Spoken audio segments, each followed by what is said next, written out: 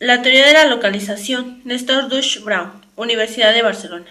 Bueno, antes de comenzar, he de dar una pequeña introducción en el cual precisamente en esta lectura nos referiremos a grandes autores, sobre todo a la corriente del pensamiento clásico en un cierto tiempo que actualmente ha tenido grandes resultados y que pues han sido comprobados en cuanto al establecimiento de empresas transnacionales sobre el territorio mexicano.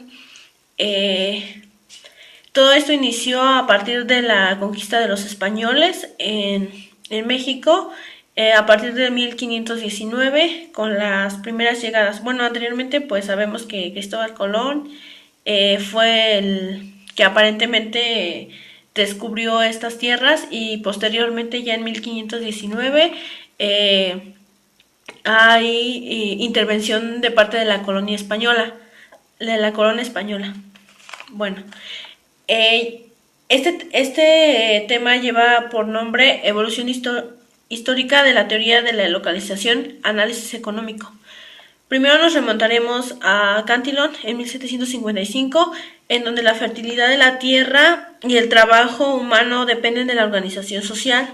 Adam Smith en 1776 le da importancia a los costes de transporte, mientras que Ricardo en 1817 reduce las diferencias espaciales de precios a diferencias de la fertilidad de los suelos, pero solo economistas clásicos ortodoxos como Marshall percibió algunos de los aspectos del problema espacial en su obra Principios de la economía política, que él más bien usó términos monetarios respecto a las ventajas de localización. Hasta 1950, las aportaciones teóricas fundamentales fueron exclusivas de la economía de la escuela alemana. En la lectura también nos menciona que había una posición dominante de Inglaterra, primeramente, y luego de Estados Unidos. Bueno, ahora me adentraré un poco a las teorías y modelos respecto a la teoría de la localización. Como primer momento tenemos al modelo de von Thunen en 1826. Este es un modelo formal de la localización que nos habla principalmente de las actividades económicas. Para von Thunen, en el tiempo en el que vive, la actividad que permanece o perdura es la actividad primaria. Él supone un espacio continuo, aislado y uniforme en términos de fertilidad y redes de transporte. La otra teoría es la teoría del coste mínimo. Hablamos de que las empresas saben en dónde instalarse, el monto de demanda que puede cubrir y a qué precios. Entonces la localización óptima es aquella que minimiza los costes totales, incluidos los de la producción y transporte.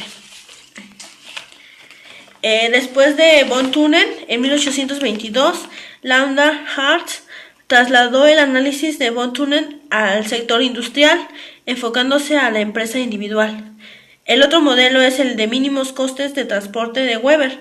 Él supone que las empresas se localizarán en aquel lugar donde los costes de producción y de distribución pueden ser minimizados y plantea tres etapas diferenciadas. El primero es el punto que minimiza el coste de transporte. El segundo son los sitios con costes laborales mínimos. El tercera es la aglomeración. La interdependencia locacional, esta le corresponde a Christaller en 1933, que lleva por nombre la teoría de los lugares centrales, cuya función es la provisión de bienes y servicios a una población dispersa alrededor de este. Ella introduce el mercado hexagonal, usando como términos conceptuales valor umbral y rango. El otro tema se trata de las escuelas de las áreas de mercado, la relación de la teoría del coste mínimo en un contexto de monopolio espacial y cómo un oligopolio con un número de pequeñas empresas localizadas puede intervenir al mismo tiempo. Hacia un enfoque positivo, pues hablamos aquí del papel de las externalidades. La diferencia fundamental entre el nuevo enfoque de la localización y los modelos clásicos es su planteamiento positivo, a partir del cual, en vez de investigar los posibles patrones óptimos de localización, busca las explicaciones económicas, tanto teóricas como empíricas, que explican hechos de las actividades económicas que se encuentran concentradas en pocos lugares, típicamente en ciudades. También hablamos del crecimiento económico endógeno y territorio. Bueno, aquí nombro principalmente a la corriente clásica y sus mayores expositores, como Smith, 1776, Ricardo, 1817, Malthus, 1798, Ramsay, 1928. Bueno, a ellos actualmente nos proporcionan muchas de las bases de las modernas teorías del crecimiento económico, incluidas las del comportamiento competitivo y dinámica de equilibrio, el papel de los rendimientos decrecientes y su relación con la acumulación de capital físico y humano. También hablamos de economías externas y concepto de externalidad. El concepto de externalidad se debe de entender como los beneficios o costes que goza un agente económico, derivado de las acciones de los demás agentes. Hablamos también de las economías de aglomeración, que son conexiones o encadenamientos entre actividades económicas dentro de un área geográfica relativamente restringida. Externalidades tecnológicas. Estas se derivan del desbordamiento del conocimiento entre empresas próximas asociadas con la producción de capital físico y la formación de capital humano. Bueno, todos estos modelos anteriormente descritos han sido utilizados para demostrar la posibilidad de que emerge endógenamente un sistema centro-periferia en el contexto de la integración económica mundial.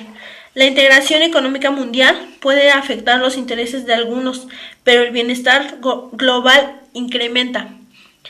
Dentro de este estudio existen ideas que benefician a la globalización mayoritariamente, a la periferia a expensas del centro. Las diferencias regionales en función de la interacción entre economías de escala y costes de transporte en los modelos de centro-periferia.